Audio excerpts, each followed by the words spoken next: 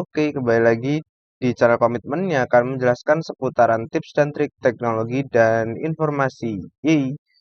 Oke, pada kesempatan kali ini dan di video ini sesuai dengan deskripsi maupun judul yang ada, kita akan mempelajari mengenai bagaimana cara kita untuk menginstall dari tools Wireshark ini, yang kemudian kita akan sekaligus mempelajari mengenai bagaimana cara menggunakan tools Wireshark ini ya teman-teman. Oke, mungkin untuk yang pertama, eh, saya akan memberikan introduction maupun pengenalan terlebih dahulu mengenai apa itu Wireshark ya teman-teman. Wireshark is an open source closed platform network packet analyzer tool capable of sniffing and investigate live traffic and inspect packet capture or PCAP. Nah, jadi Wireshark ini merupakan sebuah tools yang bersifat open source maupun bisa teman-teman download secara gratis ya. Kayak gitu yang digunakan untuk melakukan analisis maupun investigasi terhadap traffic. Nah, ataupun juga dengan menggunakan inspect di dalam paket capture ataupun PCAP. Nah, jadi apa namanya? Dari tools Wireshark ini, dia tools ini memungkinkan untuk melakukan sniffing ataupun melakukan capture di dalam live traffic ya teman-teman, di dalam suatu jaringan maupun network, ataupun juga bisa menggunakan melakukan paket capturing. Nah, kayak gitu sih teman-teman. Intinya kayak gitu.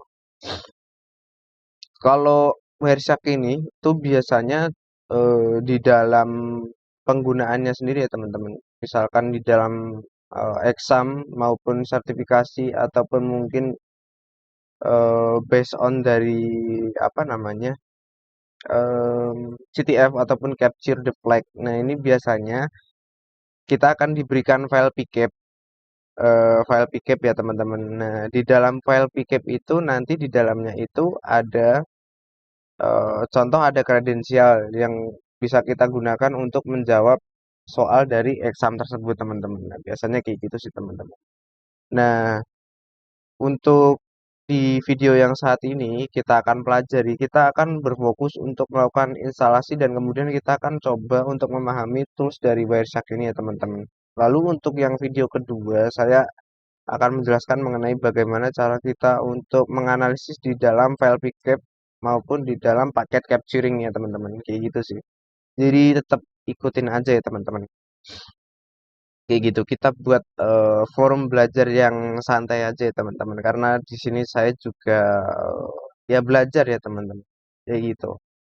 Jadi kalau misalkan nantinya eh, saya ada salah, mungkin teman-teman bisa membenarkan ya teman-teman. Siapa tahu teman-teman di luar sana memiliki apa namanya pemahaman yang lebih dari saya, itu karena memang kita juga sama-sama belajar. Ya mungkin kayak gitu aja.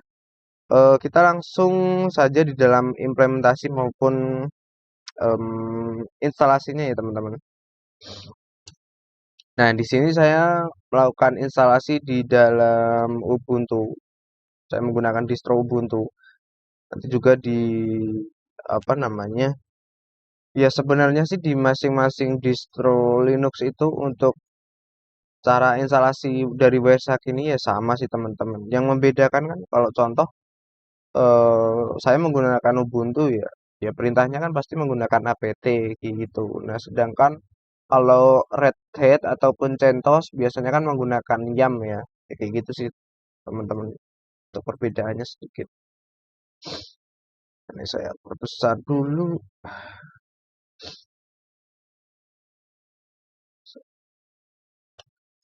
Kita masuk ke root dulu. Oh ya teman-teman, kita di tanggal ini ya, 3 April ya. kita kalau Lebaran kan kita di 2024 ini kan tanggal 10 ya. Ya kita bentar lagi puasa ini akan berakhir dan saya juga kebetulan lagi puasa. Kalau memang suara saya kurang jelas ataupun volumenya kecil, mohon maaf ya teman-teman. Karena memang saya juga sedang puasa dan ini sore hari yang ngabuburit nih ceritanya. Oke lanjut. Untuk cara instalasinya, kita lakukan update dulu. apt get update ini. Nah, kita tunggu hingga proses update ini selesai dilakukan ya teman-teman.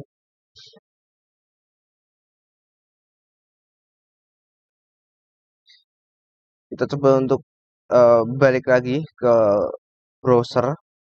Nah, jadi di sini saya menjelaskannya untuk membantu menjelaskan agar lebih terstruktur. Di sini saya menggunakan TryHackMe ya teman-teman. Kalaupun teman-teman pengen mengakses maupun mempelajari hal yang serupa, teman-teman boleh untuk mengaksesnya. Nah, ini saya di dalam room Wireshark di basic, teman-teman juga bisa mempelajarinya. Dan di sini selain memang penjelasan-penjelasan kayak gini, kita juga nantinya akan diberikan lab ya. Nah, ini kan bisa lakukan start mesin kayak gitu. Nah, kita bisa running lab di sini di dalam track ini. Jadi enak ya teman-teman ya. Kayak gitu. Nah, ini sudah statusnya sudah done di sini ataupun sudah selesai. Nah, tadi kan apt get update ya untuk mengupdate. Nah, sekarang kita lakukan apt get upgrade. Nah, after this operation, nah ini kan ada total apa namanya space-nya yang akan digunakan. Do you want to continue? Kita aja ataupun yes. Ini. Kita tunggu hingga proses ini selesai dilakukan. Untuk teman-teman yang mungkin baru mengakses video saya, teman-teman bisa komen, like, dan subscribe ya teman-teman, agar saya selalu senantiasa bersemangat untuk membuat video yang tentunya bermanfaat untuk teman-teman gitu teman-teman. Ya mungkin apa namanya, teman-teman bisa komen juga mungkin pengen mempelajari apa ataupun pengen dibuatkan video apa, teman-teman bisa komen ya teman-teman. Nanti kalau memang dirasa saya bisa menjelaskan, nanti akan saya coba buatkan videonya ya teman-teman. Nah, kenapa kayak gitu? Karena fokus saya juga di dalam YouTube ini. Apa yang memang sedang saya pelajari atau yang memang pengen saya pelajarin itu ya sekaligus pengen saya dokumentasikan sih. Jadi ya mungkin di luar sana um, teman-teman sama seperti saya ya kebetulan lagi belajar dan kemudian menemukan konten yang sama. Ya diharapkan ya teman-teman juga bisa sama-sama tahu dan sama-sama belajar aja sih teman-teman. Memang fokusnya kayak gitu sih. Jadi kalau memang teman-teman pengen dibuatkan video apa kayak gitu ya mungkin komen aja sih teman-teman yang berkaitan dengan cyber security ataupun information dan teknologi aja ya teman-teman. Subscriber juga masih sedikit ya teman-teman. Bahkan mungkin nggak sedikit juga gitu yang memang menyepelekan lah dari apa yang saya buat kayak gitu ya. Ya saya sih maksudnya bodo amat sih dengan dia merasa cuek lah tentang ya, perkataan orang lah kayak gitu. Intinya apa yang memang sedang saya lakukan ataupun pengen saya lakuin tuh pengen saya share sih kayak gitu. Ya biar nggak pelit ilmu aja sih kayak gitu.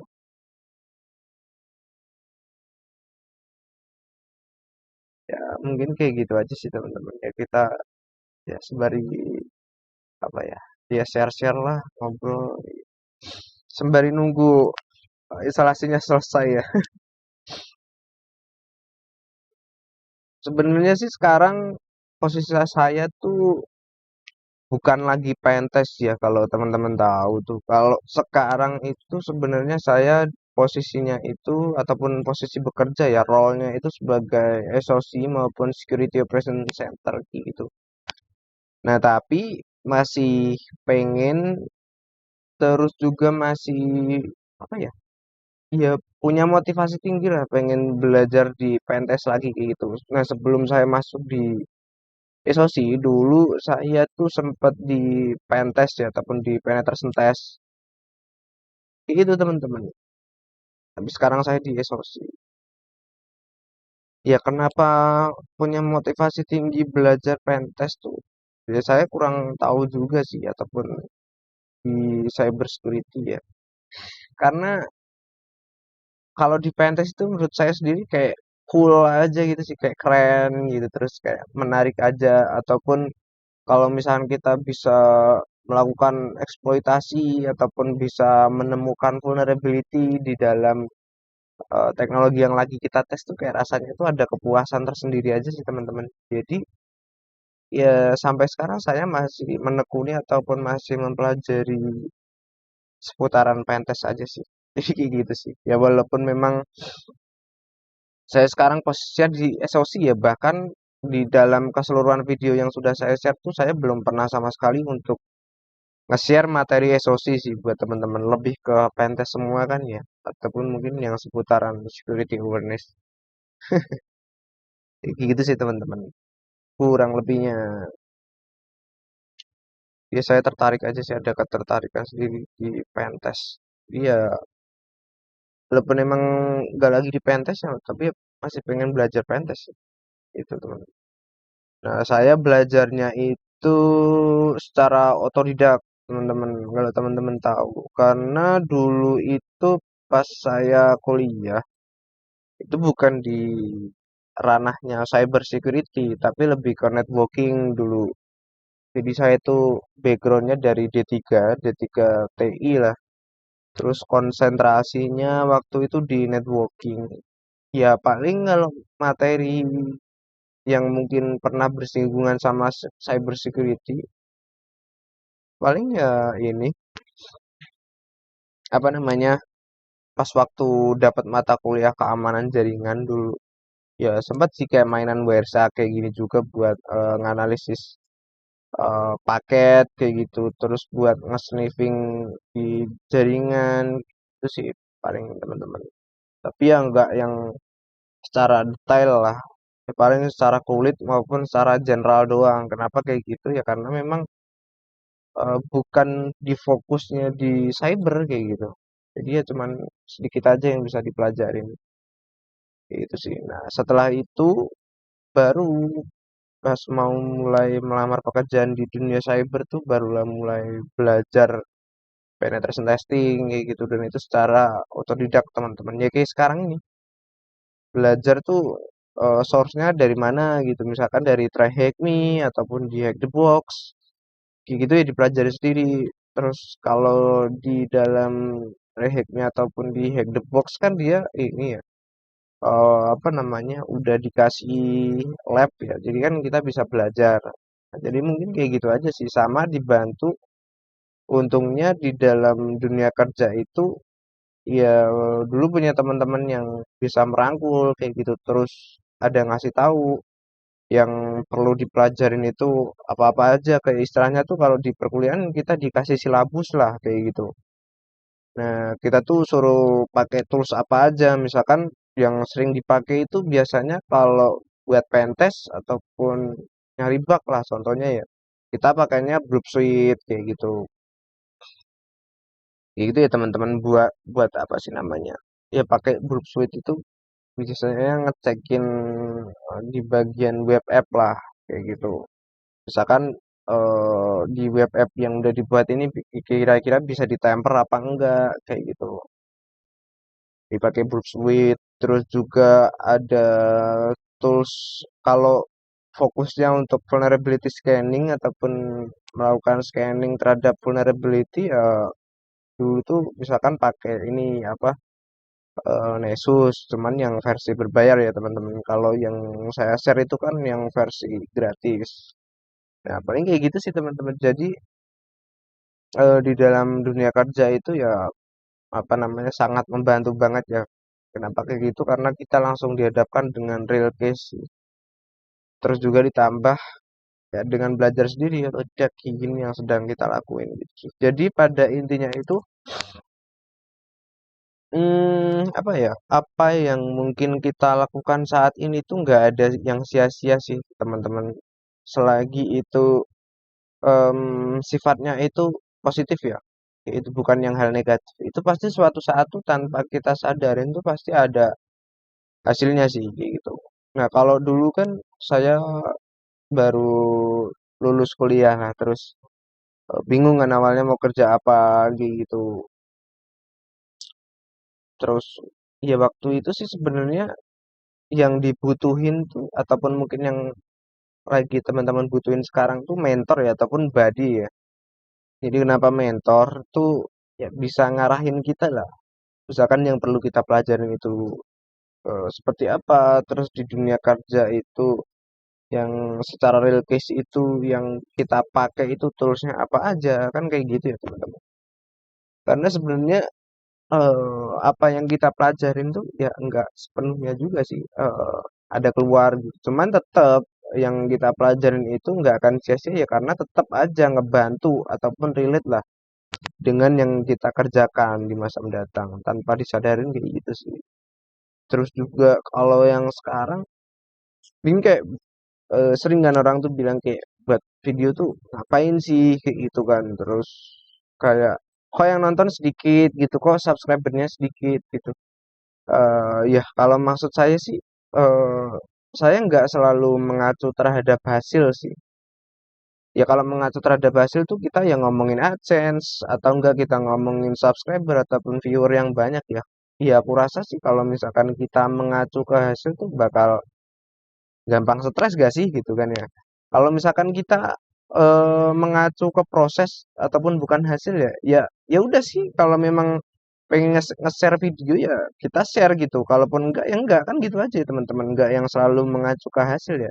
Kalau mengacu ke hasil tuh malah buat kita stres terus kepikiran juga sepaneng gitu ya. Kalau kayak gini kan enak ya kita apa yang pengen kita pelajarin itu kita share buat berbagi ilmu ke teman-teman. Kita bisa saling berkomentar kayak gitu ya teman. Nah, mungkin itu saja sih teman-teman nggak kerasa ya. Wah, proses dari upgrade-nya ini udah selesai dilakukan. Ya, kalau mungkin teman-teman nggak apa namanya nggak sabar dengan nunggu lama, boleh skip aja sih teman-teman. Silahkan aja ya, teman-teman.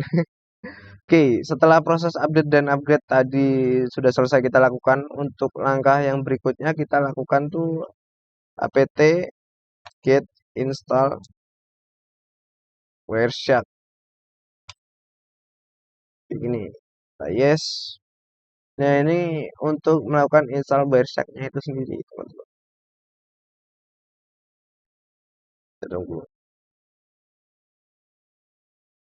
Ya sebenarnya sih kayak saya ngomong-ngomong ataupun ngobrol kayak tadi tuh cuman ya sekalian nge-share ataupun bercerita aja sih ke teman-teman. Kayak ada yang lebih dari itu sih. Nah, kita sudah ditampilkan dengan tab seperti ini ya, package di dalam package configuration. Nah, configuration Wireshark common kayak gitu ya. Dumcap can be installed in a way that allow member of the Wireshark system group to capture packet gitu kan. Intinya should non super user be able to capture packet gitu kan. Misalkan ini yes atau penuh gitu kita yes aja kayak gitu.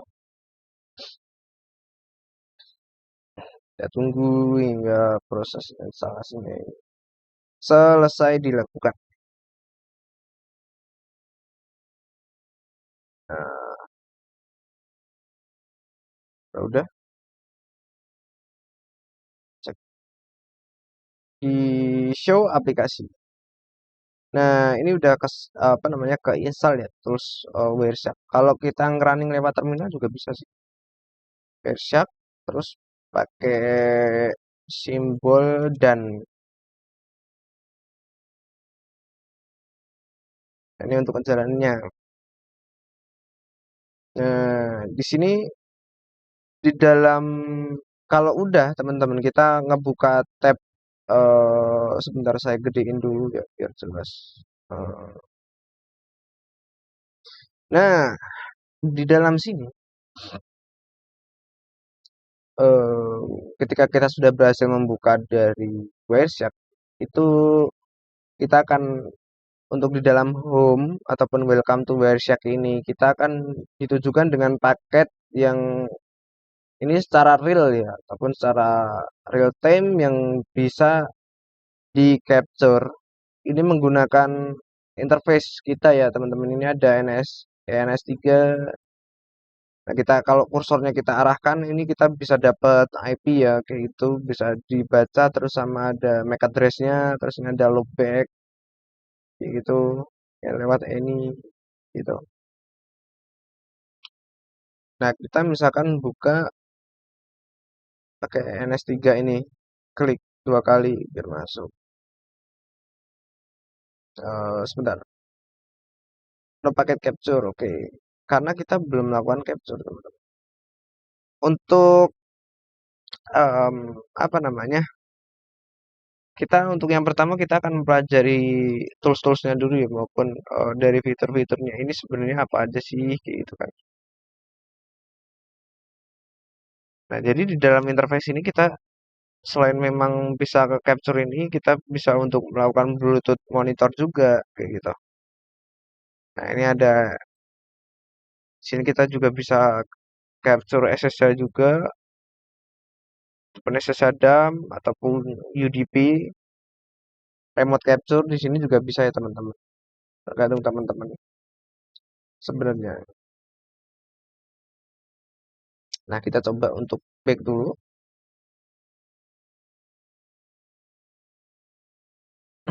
Untuk penggunaan ataupun secara lebih jelasnya ya, untuk simulasinya mungkin akan saya jelaskan di dalam video yang kedua. Untuk yang pertama kita mungkin untuk pengenalan dulu ya, ataupun mempelajari fitur-fiturnya terlebih dahulu ataupun tool overview. Di sini biar lebih terstruktur aja ya teman-teman, jadi nggak usah bingung. Nah, di sini ada use case ya. Dalam Wireshark is one of the most potential traffic analyzer tools available in the world. There are multiple purpose for it use. Jadi ada beberapa tujuan dari tools Wireshark ini. Yang pertama ada untuk mendeteksi maupun melakukan troubleshooting terhadap permasalahan yang di dalam suatu network itu sendiri. Ya kemudian kita untuk mendeteksi anomali security anomali ya, such as rogue host, abnormal port usage, and suspicious traffic. Suspicious traffic itu apa yang dimaksud dengan suspicious? Maksudnya di sini tuh ada traffic yang mencurigakan gitu. Jadi kita bisa melakukan analisis di dalamnya gitu, ataupun untuk mendeteksi kira-kira masih normal apa abnormal ya kayak gitu, teman-teman.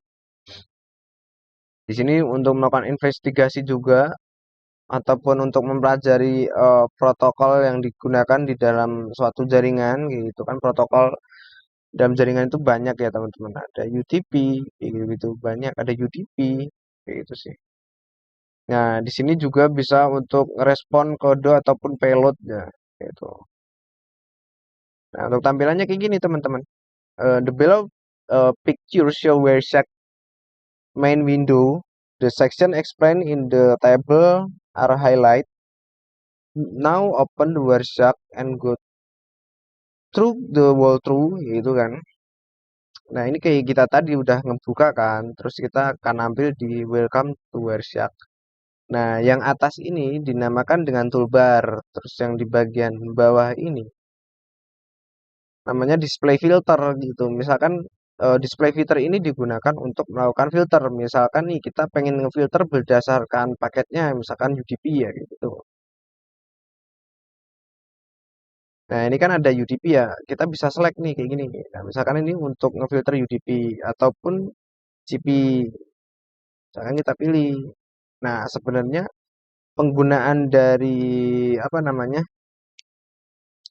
Si display filter itu kegunaannya seperti itu, teman-teman. Nah, ini recent file maksudnya yang barusan kita buka lah. Nah, itu gampang ya, teman-teman. Nah, ini capture filter and available sniffing interface. seperti yang saya jelaskan tadi ya, itu berisi dengan interface yang tersedia, itu apa-apa aja.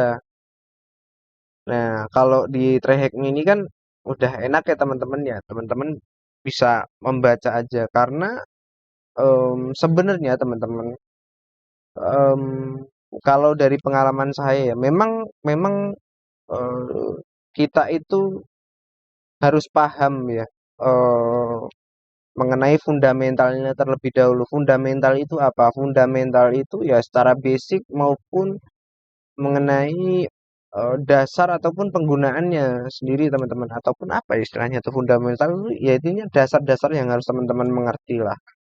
Kan kalau biasanya itu ada tipikal orang yang taunya itu cuman how to use Wireshark bla bla bla kayak gitu ya. Contohnya aja ya, bagaimana cara implementasinya kayak gitu. Tapi dia juga lupa gitu betapa pentingnya fundamental ataupun dasar. Nah, kalau cuman bisa menggunakannya toolsnya itu sendiri ya itu bakalan kurang teman-teman. Sedangkan kalau teman-teman bisa memahami fundamental dari sisi fitur-fitur yang ada, misalkan yang bagian tab atas ini apa sih kan nggak tahu ya, mereka tuh cuman bisa menggunakannya aja. Nah, pasti kan pengetahuan itu akan terasa kurang ya kalau hanya cuman implementasinya aja tanpa kita itu mengenal dasar ataupun fundamentalnya. Jadi fundamental kayak gini itu penting ya teman-teman. Jadi harapannya itu selain memang teman-teman itu bisa mengimplementasikannya ataupun menggunakannya, teman-teman juga bisa tahu pengertiannya itu apa kayak gitu. Terus dan juga sekaligus juga bisa implementasi kayak gitu sih teman-teman. Nah, kalau udah di sini di dalam Wireshark kita juga bisa ngeload dari file pcap ya teman-teman. Nanti ya untuk simulasinya akan saya jelaskan di video yang kedua. Nah, jadi di sini ada contoh HTTP 1 ya .cap. Nah, ini maksudnya ini dari nama file yang kita load ataupun kita masukin ataupun yang kita baca dengan tools Wireshark ini teman-teman. Jadi sebenarnya kayak gitu. Nah, the above picture show Wireshark empty interface. The only available information is the recently processed HTTP1 cap file kayak gitu. Nah, jadi yang barusan kita lagi baca ini tuh ya dengan nama filenya tuh kayak gini gitu kan. Let's load the file and see Wireshark detail packet presentation. Jadi di dalam file pcap yang di load ataupun kita buka di dalam Wireshark ini kita bisa melakukan analisis di dalamnya ya teman-teman. Ini nah, persis dari yang sudah saya jelaskan di bagian introduction maupun di awal, awal banget ya. Jadi biasanya itu di dalam exam maupun di dalam sertifikasi maupun di dalam capture the flag ataupun CTF biasanya kita akan disajikan dengan file pcap ataupun file cap yang kemudian kita disuruh untuk melakukan analisis sendiri teman-teman untuk menemukan informasi apa saja yang bisa kita dapatkan ataupun kita gali di dalam file pcap tersebut kayak gitu sih. Nah, contoh kayak gini, ini persis dengan biasanya di dalam soal exam ataupun sertifikasi ataupun dari soal CTF kayak gini teman-teman. Nanti untuk jelasnya kita akan simulasiin ya teman-teman gitu. Nah, now we can see the process file name, detail number of packet and packet detail. Packet detail are shown in three different pane which allow us to discover them in different format. Nah, ini ada tiga format di sini ada ataupun tiga tabel di sini. Yang pertama ada packet list pane, summary of each packet, source and destination address, protocol and packet info. Nah, di dalam ini paket infonya tuh kayak gini teman-teman. Jadi kan ada waktu, ada source, ada destination ya. Nah ini kan source tuh maksudnya tujuan. Nah ini sumbernya tuh dari mana sih? Terus, nah destinasi. Kalau destinasi itu yang mengarah kemana, teman-teman? Jadi ini dari sumber, terus ini mengarahnya kemana? IP-nya kemana? Kayak gitu. Terus ada protokol yang digunakan. Nih, ada TCP, HTTP, DNS. Di sini bisa di capture semuanya ya, teman. Ya namanya juga WSAC ini digunakan untuk paket capturing ya. Jadi di sini sudah nampil jelas apa-apa aja informasi yang tersedia di dalam paket capturing ini gitu. Nah, ini ada info di sini. Nah, ini ada paket detail ya, transmission control protocol. Ini ada source port-nya. Dia menggunakan kalau di contoh ini port 3372 ya. Ini setahu saya kalau 3372 ya jelasnya custom kayak gitu kan. Port custom. Ini ada total paket number dalam WhatsApp. Ini teman-teman bisa pahami ya teman-teman. Jadi kayak gitu teman-teman. Selain memang kita bisa simulasi ya kita bisa apa namanya? Bisa memahami basicnya sih ataupun secara fundamentalnya kayak gitu. Itu penting banget ya teman. Nah, ini ada coloring paket nih teman-teman. Jadi kalau di coloring paket ya fungsinya tuh sebenarnya biar lebih apa ya, gampang aja sih kita menemukan info ataupun yang ingin kita cari ataupun kita filter itu kayak gimana ya. Lebih jelas nih. Nah, yang perlu-perlu aja ya kayak gitu. Nah, ini kita bisa customisasi sendiri gitu.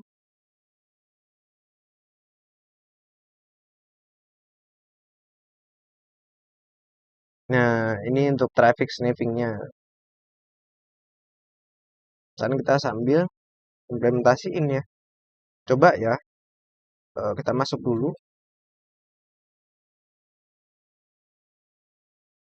Nah, misalnya kita menggunakan ENS3 ini, lalu kita start capturing paket. Oke, nah, ini kan belum muncul ya teman-teman. Kita sebentar, saya gedein dulu. Kita sembari buka. Oke. Nah, di sini mulai berjalan. Di sini barulah mulai berjalan teman-teman. Ataupun kita bakal sebentar HP saya berbunyi. Nah, jadi di dalam sini ya teman-teman, kita bisa tahu paket infonya itu apa aja. Nah, ini sesuai ataupun relate ya dengan yang kita pelajarin tadi yang di sini. Kita bisa melakukan traffic sniffing ya. Nih, teman-teman akan ambil ya. Ini sama teman-teman.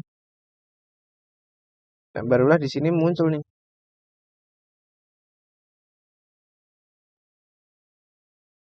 Nah, ini protokol yang digunain, ini apa-apa aja kayak gitu ya. Terus kalau misalnya kita pengen view, kita bisa coloring ya paket list, bisa ini dengan color kayak gini. Nah, ini source. Nah, juga ada destination. Itu teman-teman. Nah, intinya untuk secara jelasnya ya teman-teman. Nantinya itu kita akan mempelajarinya itu untuk simulasinya akan saya buatkan lagi di video yang kedua ya teman-teman. Karena untuk di video ini biar kita itu terfokus aja sih. Jadi terstruktur apa yang pengen kita pelajari kayak gitu. Nah, misalkan kita klik nih di sini ya teman-teman. Terus kita bisa buka nih ada frame, ada Ethernet, Ethernet 2 ya ini. Dengan nama source-nya ini VMware bla bla bla Internet Protocol total length gitu. Ini ada total length. Ada paket sejumlahnya kayak gini display.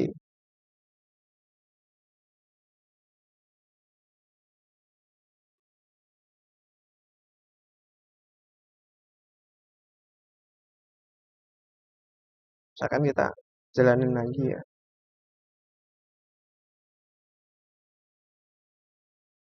Misalkan kita buka apa ya? Traffic nih.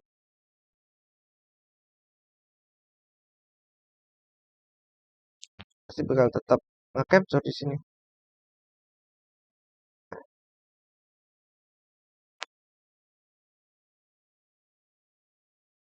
Kita gedein dulu.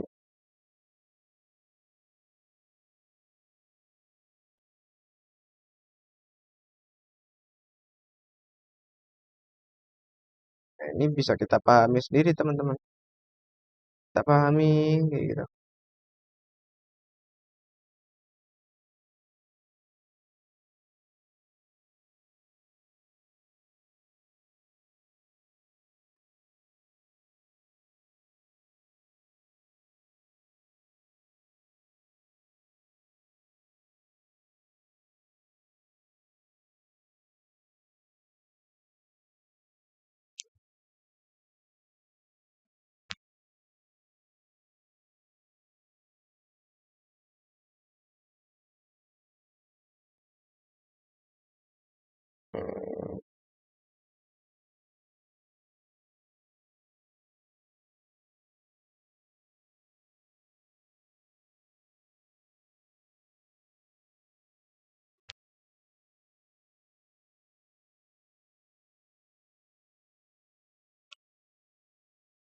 Hmm,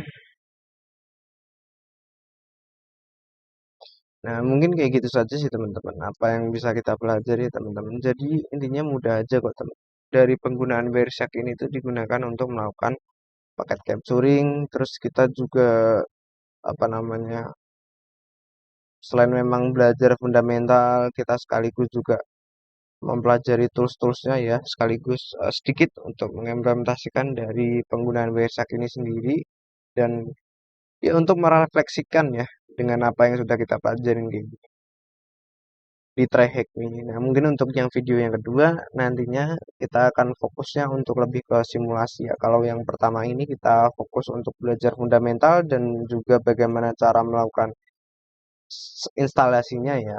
Terus kalau yang video yang kedua nanti kita akan berfokus ke dalam simulasi. Oke, mungkin itu saja dari penjelasan yang bisa saya sampaikan. Sampai jumpa di video yang berikutnya dan jangan lupa untuk like, comment, dan subscribe di channel Komitmen agar saya selalu bersemangat untuk membuat video yang bermanfaat tentunya untuk teman-teman semuanya. Terima kasih karena menjelang buka puasa juga ya teman-teman.